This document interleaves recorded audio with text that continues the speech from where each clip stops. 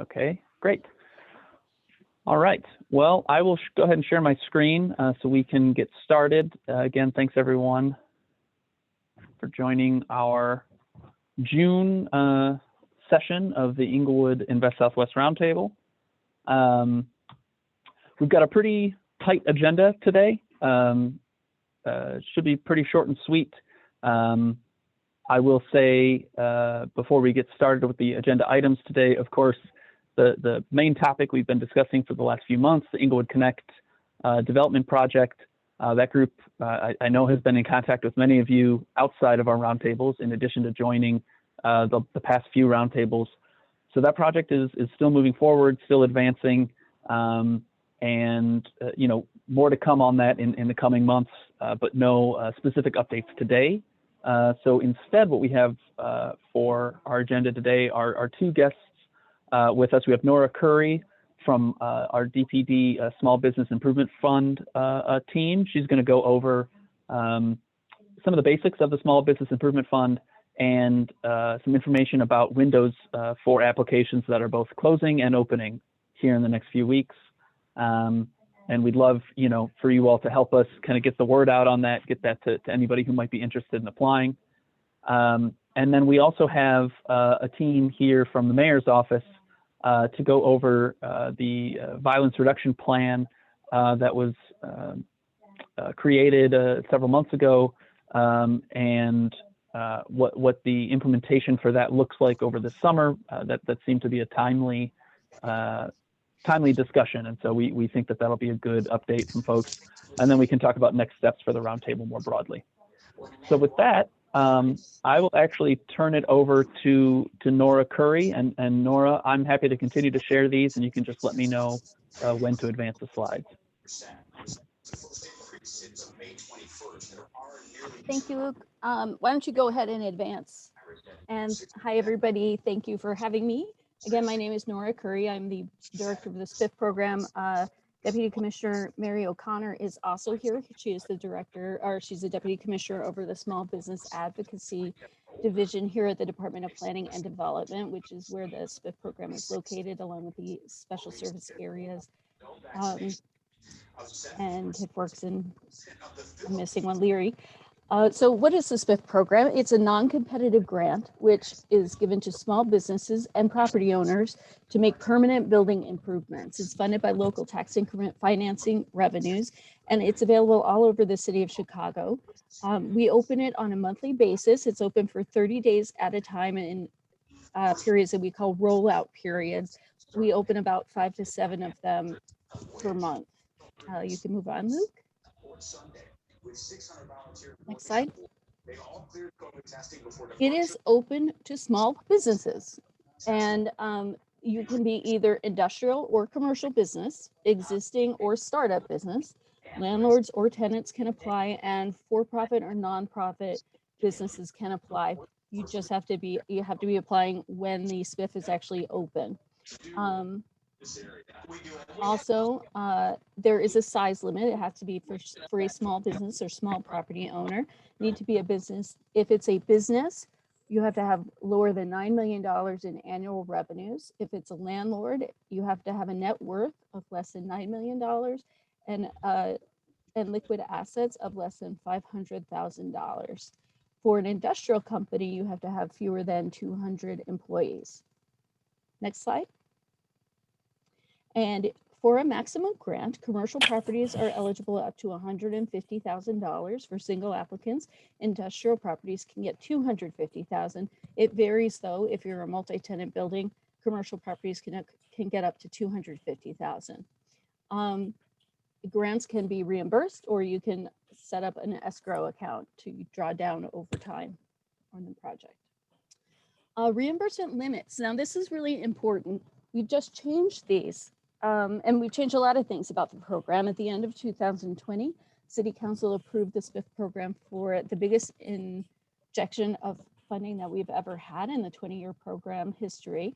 We got $60 million in 60 SPiffs citywide, and we're rolling that out over 3 years. One of the other changes that we made is that we can help projects to a greater degree we can assist up to 90% of the eligible project costs, meaning the people who own the property just need to put in 10% of the project costs. Those go to the smallest businesses that we're assisting.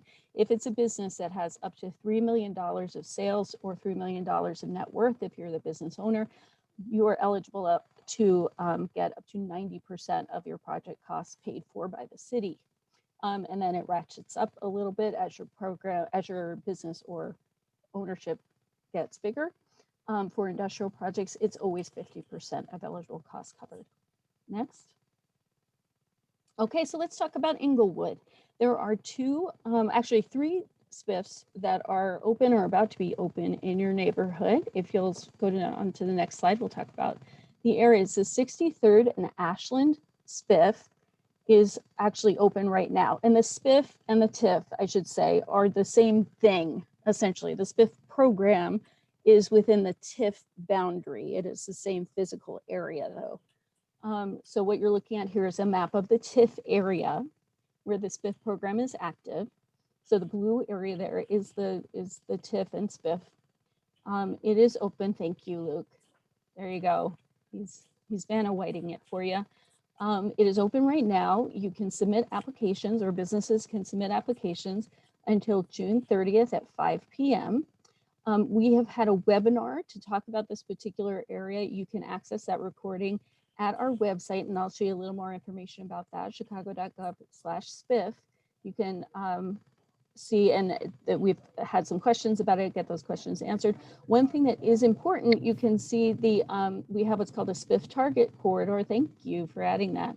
SPiff target corridor there in purple. These are special priority areas, very similar to the Invest Southwest areas. They're specific to SPiff. But essentially they are the same thing. There are areas of priority around, as you can see, the L stop there, and other important, the commercial area, the nodes of transportation, anchors in the community where we want to concentrate investment. Essentially, we just want to be marketing those areas harder. If we end up needing to do a lottery where we need to prioritize that area, they will get first shot at the money in that area. Otherwise, there's no difference for those areas. If you show the next slide. And for July, we will be opening the Englewood Mall and Englewood Neighborhood SPiffs. So you see in blue is the Englewood Neighborhood, and in red is the Englewood Mall. And Englewood Mall is that donut hole inside of the donut, which is the neighborhood. I'm sure you're all familiar with this. The Invest Southwest corridor is the yellow highlighted area in the middle there too. They'll be open at the same time from July 1st until July 30th at 5 o'clock.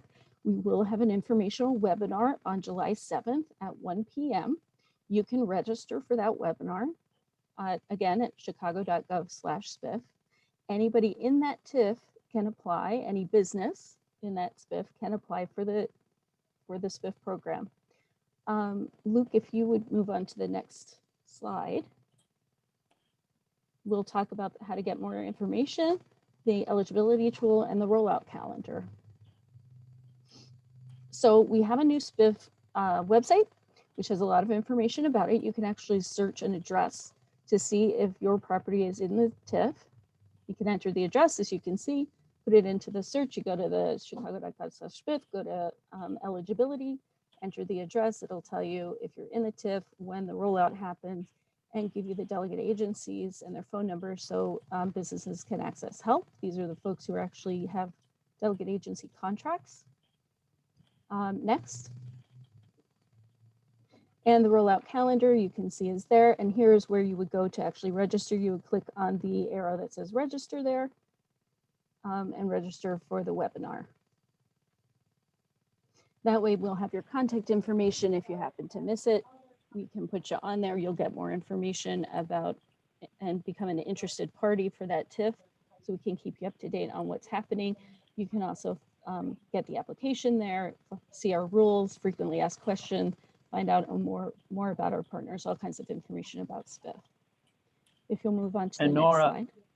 I was just going to jump in because I do see on the June calendar, we've got the 63rd and Ashland SPiff. So that's closing here on the 30th. Is that right? Exactly right. Yes. Okay. And so that's as it says, 63rd and Ashland, so that one will be closing soon, but it's still not too late necessarily if folks could register. Absolutely Right. not. You don't even have to register for the webinar there, even though there's a place to register. Obviously that webinar has already taken place. What'll happen is you can go online now and get that video and presentation is recorded, and you can go to YouTube and see it. If you go to the website now, you'll see the connection there. You can watch that webinar.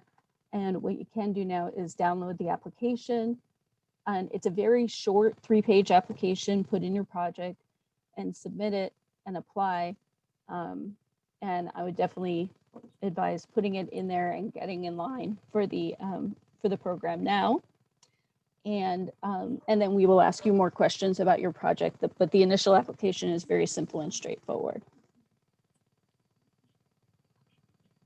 And then the contact information, we have the DPD, Mary O'Connor, and me on the left, and Summer Korr. Summer Korr is our program administrator who does the day-to-day work on the application, works with our applicants all the time. We do have 2 Spanish speakers if needed at Summer Korr who can help applicants with need for speaking Spanish. We also have some marketing information in Spanish, and we're working on translation and into other languages as well. So that is the end of my presentation. I'm happy to take any questions if there's time, but always feel free to send an email to me or to spiff@summerkorr.com. We're always delighted to answer questions about SPiff. Laura, it's Felicia. I had a question. What are the boundary differences between the Englewood neighborhood and I think the other one was the Englewood, The Englewood Mall? Englewood Mall. Well, you can see that here. If you look at and Luke, if you want to jump in too, you probably know this much better than I, but the red in the, there you go. The red is the mall. So it's the smaller one. And the blue, the much larger area blue, is neighborhood, and it surrounds the Englewood Mall TIF.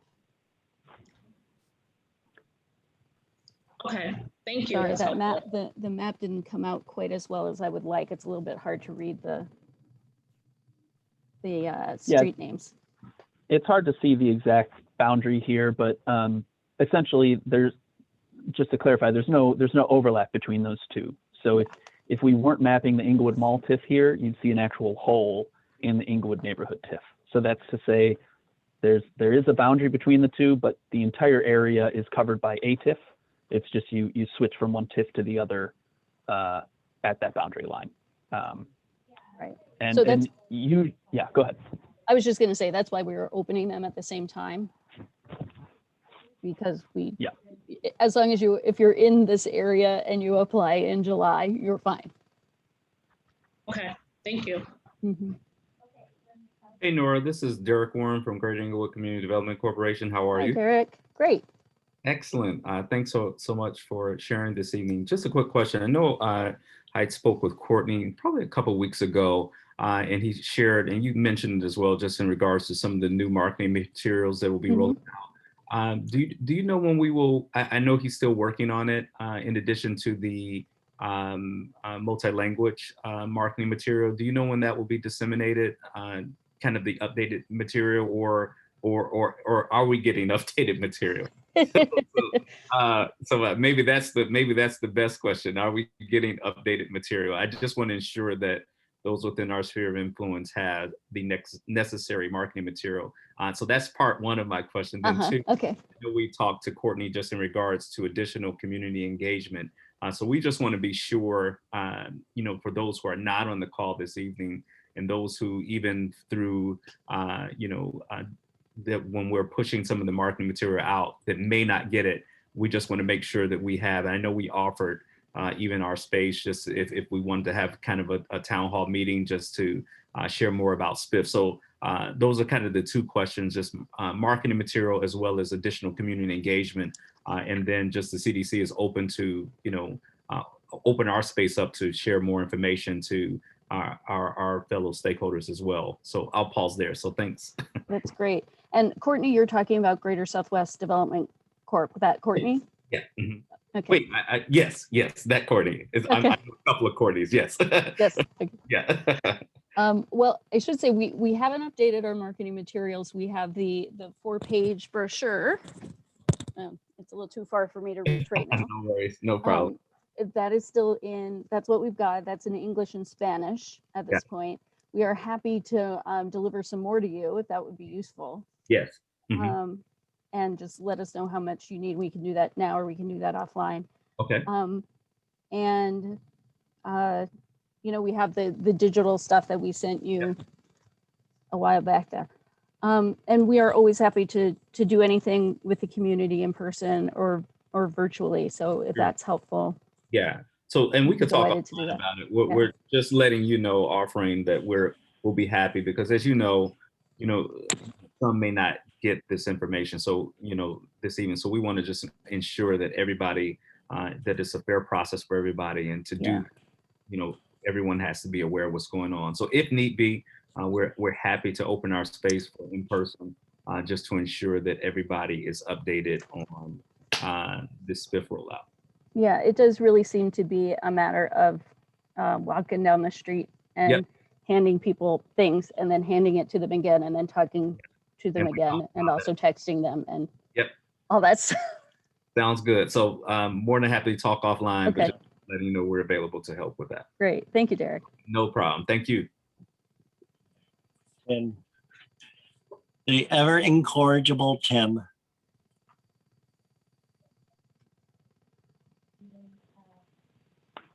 Okay, great. Any other questions for Nora on SPiff?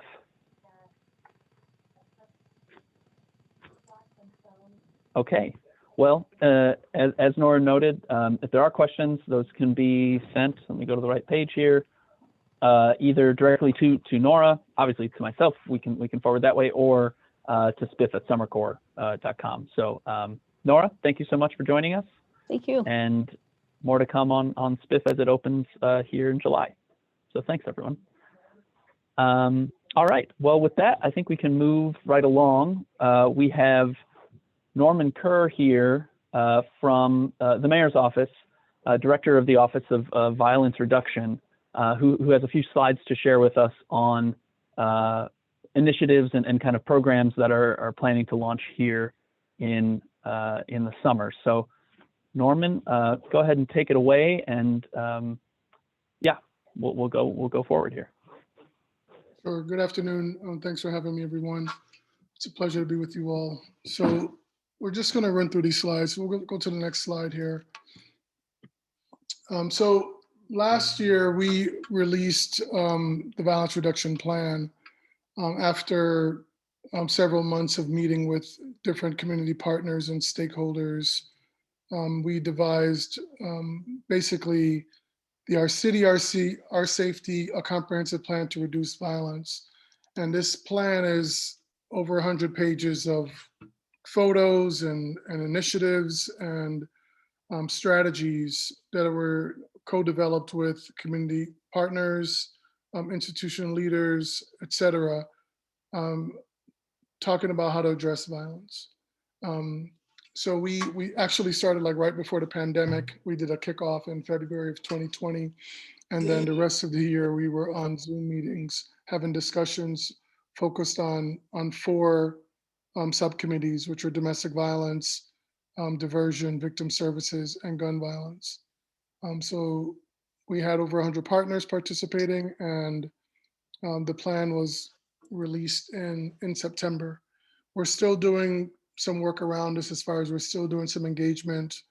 The plan it's broad, it's not totally specific, which is fine, because the conversations that we're having now is really building out the specificity around it. And then we're also focused on getting dollars to help support some of the initiatives that have been identified. So there's 5 main pillars, which I'll touch on real quickly. One pillar is empower and heal people. So focus on individuals that need this help, those who have been marginalized.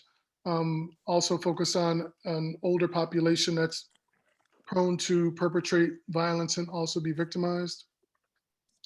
We're also looking at, and thanks for putting the plan in the chat. We're also looking at protect and secure places. So oftentimes in our communities, we have spaces that are beautiful spaces, but not being utilized because of whatever stigmas or activities that take place in those areas. We want to reclaim those spaces and have them be utilized by everyone. Improve and advance policing. So, we know the concerns about policing. We want to push for reform. We want to push for accountability. So these are things that are essential to this plan. Affect public policy. So what are the things that need to be changed, whether it's, looking at gun laws, looking at, ways to support returning citizens more, like whatever policies that need to be changed, really addressing those things. And then finally, plan and coordinate. And this is something that's going to be ongoing. These are conversations. This is around sustainability of this work, getting those at the table that need to be at the table. But we have to make sure that there's a planning that's continuous as we move forward. Go to the next slide. And this touches specifically on some of the priorities that we're doing right now. One thing some of you have probably heard about is the summer safety strategy. And this is addressing violence through an all government response. And this is something that has been focused on 15 beats in Chicago. And these 15 beats have been the most challenging beats regarding violence over the last 3 summers. I will say that Englewood does not have one of the beats in there. There's 9 beats on the west side and there's 6 beats on the south side. So these are conversations with different city services, streets and sands, BACP, buildings, public libraries, parks, etc., to really coordinate responses. So the 15 are determined by the data that says these are the areas that have had the highest volumes of violence over the last 3 summers. So summer 18, summer 19, and summer 20. And we definitely get the question about Englewood often because people associate Englewood and think that they would be listed here. But when you actually go through the data, it's not ranked in the top 15. Some of the new funding priorities that we're working on right now is we've just put out a RFP last month for street outreach and also capacity building. So we've been doing street outreach for the last couple of years. We're doing some expansion around that, so into some additional areas. But one of the things that we're really trying to lift up is capacity building, and this is for small organizations. So these are organizations that technically are listed under $750,000. But we know, and in communities, there's groups that have budgets a fraction of that size that are out here hustling and doing good work. So we wanted to make something available to them that they could be considered for that. And we understand that many of them will not have 501c3s and they may need to partner with another organization. We understand that, but we're trying to really go around some of the obstacles and hurdles that small organizations have faced. So the capacity building will be around helping them establish and maintain the infrastructure. At the same time, they're going to be doing some violence prevention activities, things like community watch, things like, response to different things in the area. Some have shown interest in, doing some work around carjacking prevention, that type of thing. So that's, we put out the RFP last month.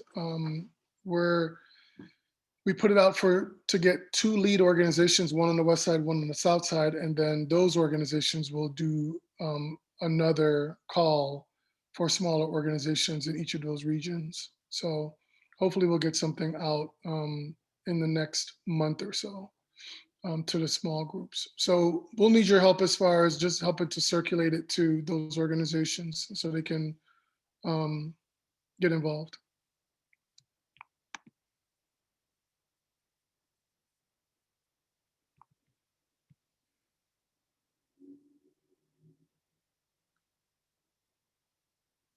Well, let me say, Aisha, that what I'm talking about now with the RFPs is not about the summer safety strategy. It's a separate thing. So what I'm describing with the capacity building will be available to communities citywide. So Englewood would definitely be eligible for that. We're also supporting those at highest risk of violence involvement, so perpetrators and victims. So our street outreach partner in Englewood is Target Area Development, and we have a victim services partner, Universal Family Connection as well. And then we're in the process of, putting together the 2022 budget, which also includes ARP funds. So there's been some conversations around that. I'm not sure if any of you have been involved in those yet. And I know there will be some budget town halls that are coming up shortly as well. But this is an opportunity to hear from community to say, okay, well, with these dollars that are coming, what are some of the things that you guys would like to see in your areas that could help to address violence? So we have some ideas, but we definitely want to open it up to community to weigh in and educate us on some things as well. And then finally, our other priority is to connect with other city initiatives. So Invest Southwest, of course, My Shine, My Future, other things that are coming out of the city. But we're always down to learn more about, things that are sprouting up in different areas. People are just doing their thing and just not waiting on the city to do stuff. We love to get plugged into those things as well. So we'll go to the next slide. So the question to you all is, how can we support safety along corridors? This idea of, and it's not a new idea certainly, but block clubs. And this is something that comes up all the time still. It sounds like, there has been some falling off of block clubs over the years.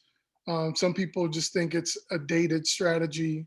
Some people have said, well, a lot of the block club leaders have died or moved, so it's not the same enthusiasm around it.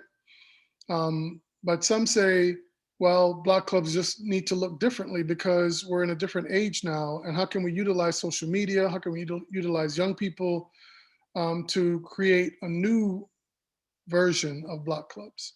So I kind of wanted to get an idea from you all around that. If we could just maybe take a few minutes, if anybody has any thoughts around safety and support, some of the things you guys are doing around safety, but also this idea of block clubs, like what does that look like or should look like right now? And feel free to, put some stuff in the chat if you have, or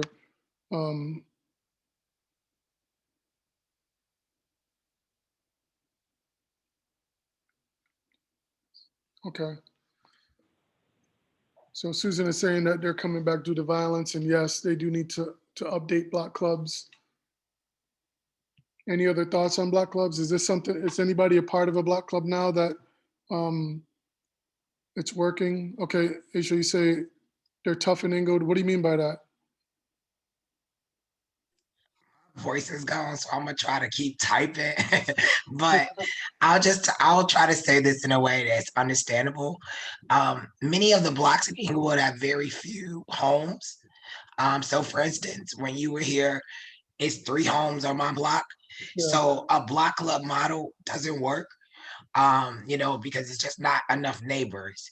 And I think, in Englewood with so many vacants and also so many transient residents, it's really difficult to get them to buy in.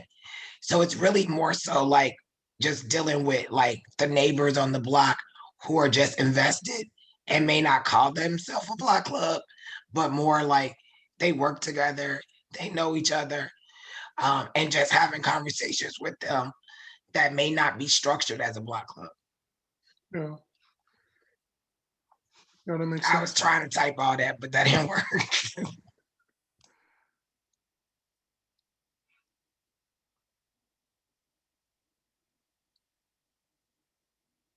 Okay, so Susan also mentioned Park Manor, clubs are good, yet need new energy.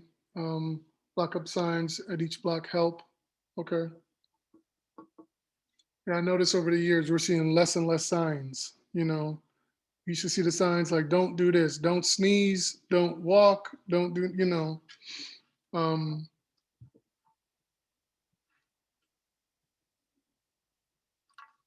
Yeah.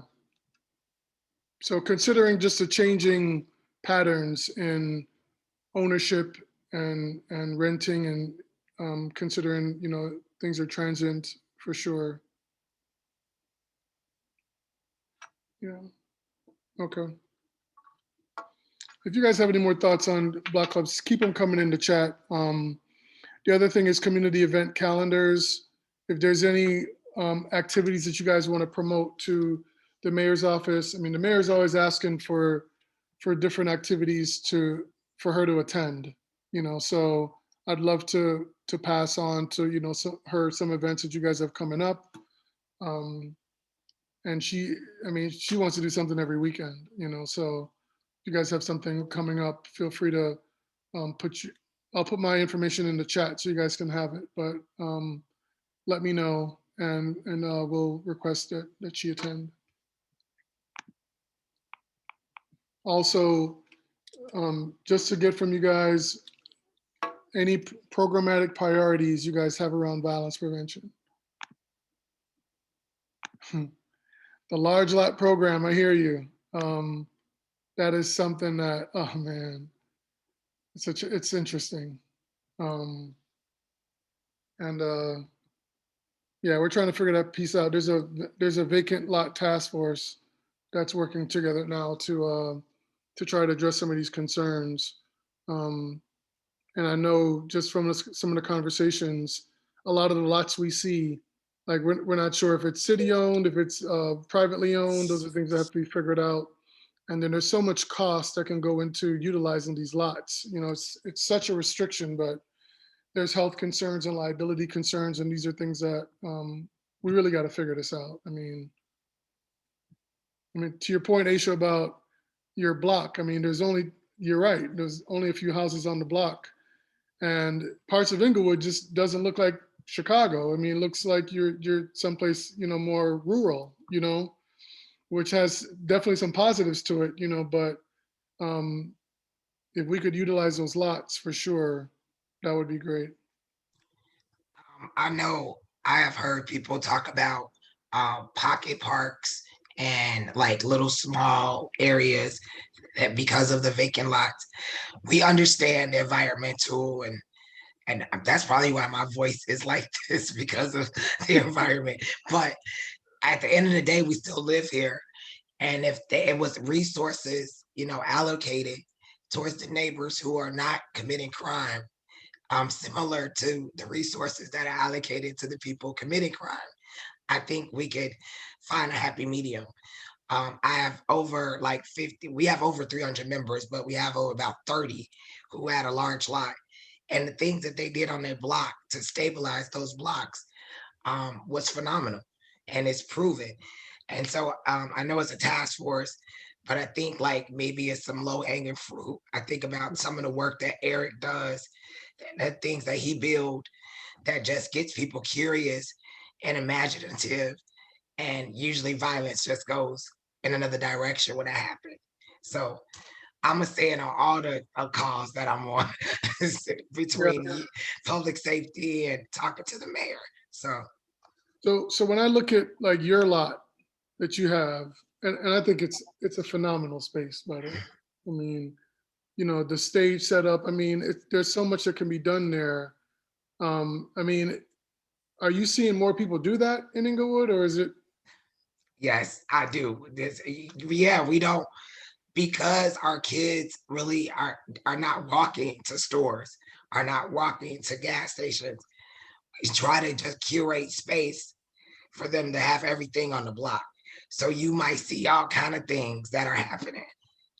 That's not necessarily at your house, but at a communal space on the block.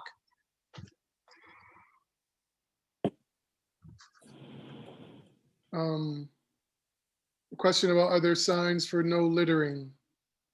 Only because it becomes a big problem along corridors.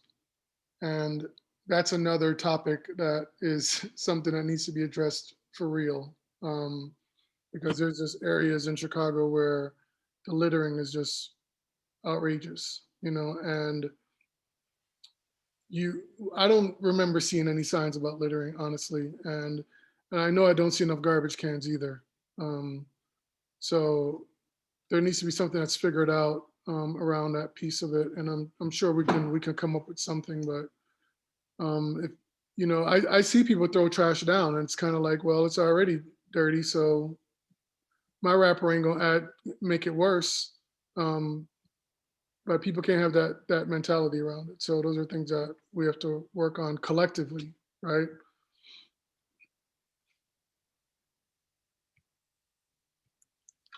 Okay. Any other questions or anything around public safety that I can answer for you all? I think that next slide is probably just a thank you, but yeah. So there's my email address. I'll also type it in the chat. You guys can feel free to reach out to me. I have a quick question. When we're talking about redeveloping these vacant spaces, will there be funds attached to that to help people out? Because I know the low-hanging fruit is the idea of doing like a garden or something like that becomes super expensive because of remediation. And that's where like the issue is, right? Because it's not like it's super expensive to redevelop this lot, but it does take a little bit more funds than a lot of residents have. So will there be like a Kickstarter to help develop these? Because I do think people have a bunch of ideas on how to redevelop these spaces in ways that don't need remediation, but it does need the initial investment to help them out. Yeah, Norm, this is Jim Harbin. I'm gonna jump on that one. Please do. Eric, I don't want to speak too soon, but we're having that very conversation now in terms of how we could, as a city, begin to address some of these environmental issues so that people can do whatever it is they want to do on those lots. As you can imagine, a pretty complicated conversation, but we are in the middle of that conversation now, if that's helpful.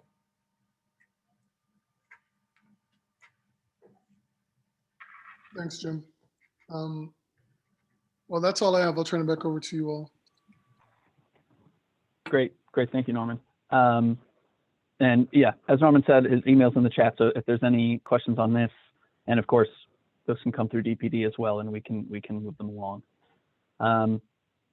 Well, that really wraps up our agenda for today's call. Kind of short and sweet. Again, our next roundtable, you all should have received the invite for that. That's July 26th, same time, 4 p.m. We know that CDOT is likely to have more to engage with us on for their proposed streetscape project at 63rd and Halsted. Some more to come on that. We'll figure out exactly what that looks like for July. And then, of course, Englewood Connect, we expect to see some updates as that group continues to both do their own engagement with you all and others in the community, and their own due diligence on the site. I know that they were just in the firehouse again on Monday, doing some review for environmental and design elements. So more to come on that. And then as we push towards August, we'll figure out that date. And so that's really all we have. But before we jump off, I actually have a personal announcement, which is that this will be my last Englewood Roundtable with you all. This is actually my last week at DPD. I'll be moving on to a role at a planning and design firm here in town. So I just want to say thank you to all of you for participating, being such active and engaged stakeholders for this past 15 months that I've been here. So thank you all, and I remain extremely excited about what the future holds for Englewood, not only with Invest Southwest, but with the work that you all are doing and have been doing yourselves for the past many years. So thank you all, and more to come, obviously, from the team here as we continue to move forward. But really appreciate everybody's candor and participation in the roundtable. So thank you. Yeah, and Luke from the city, we want to thank you and we want to wish you well. You know, we benefited from your time here. So we wish you the best, my brother. We really do. Appreciate it. And I don't intend to be a stranger. Chicago's home now, so I'm excited to be here and excited to see things keep moving. So with that, thank you, everyone. Thank you again, Norman, for joining us today. Thanks to Nora for joining us. And we will be in touch as we move to the next month. So thanks, everyone.